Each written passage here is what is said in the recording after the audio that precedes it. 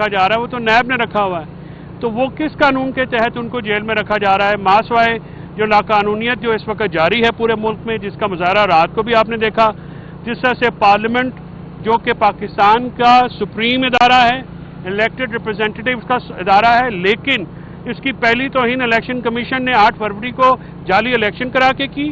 और मैं समझता हूं कि सुप्रीम कोर्ट के में बैठे हुए जो इस वक्त काजी अल कज़ा हैं, उनको वही पार्लियामेंट अच्छी लगती है जो उनके मकसद की हो। पार्लियामेंट के तकद्दुस की बातें तो बहुत की जाती हैं, लेकिन क्या ये तकद्दुस मलहूज रखा गया कि रात को पार्लियामेंट के अंदर घुस के इलेक्टेड पार्लियामेंटेरियंस को और उसके दरवाजे से आपने जो है वो पार्लियामेंटेरियन को गिरफ्तार किया? हमारी जो मार्शल लॉ दौर में जावेद हाशमी साहब की एक मिसाल होती थी, जमहूरियत में तो ऐसा नहीं हुआ।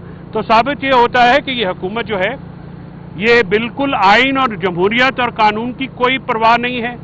और जिस तरह से रात को इलेक्टेड मेंबरान को ट्रीट किया गया है, एक पार्टी को से बालातर होकर मैं बात कर रहा हूं बतौर एक लीगल प्रैक्टिशनर जो कि आइन के मुताबिक चलाना चाहते हैं, जो रूल ऑफ लॉ पे बिलीव करना चाहते हैं, कि ये इस किस्म की जो आज रात को मजमूम हरकतें की गई हैं, जिनकी गिरफ्तारियां की गई हैं, ये बहुत काबिल मजम्मत है।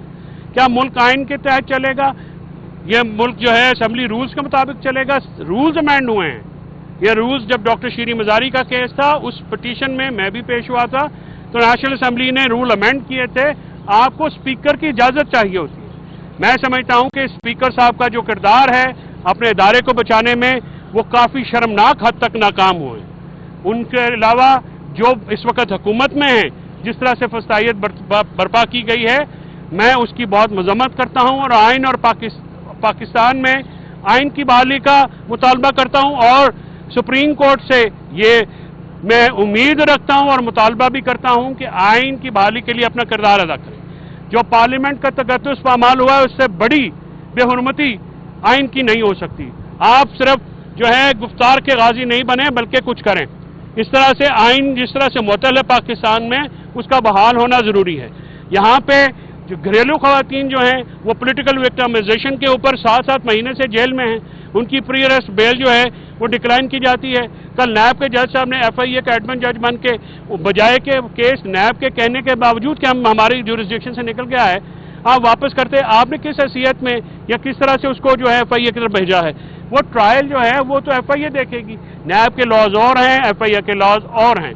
तो आज जिस तरह से घरेलू खवातीन को यहाँ पे मुक़य्यद हैं, वो किसी कानून के तहत नहीं, वो फसाइयत और जबर के तहत मुक़य्यद है। तो मैं जो लीगल रेमेडीज हैं वो तो हम जारी रखेंगे इंशाल्लाह। थर्सडे को खान साहब की बरियत के ऊपर जो है वो दरख्वास्त के ऊपर आर्गूमेंट्स होंगे और आगे जो लीगल राय अमल है वो हम लेंगे। Thank you very much.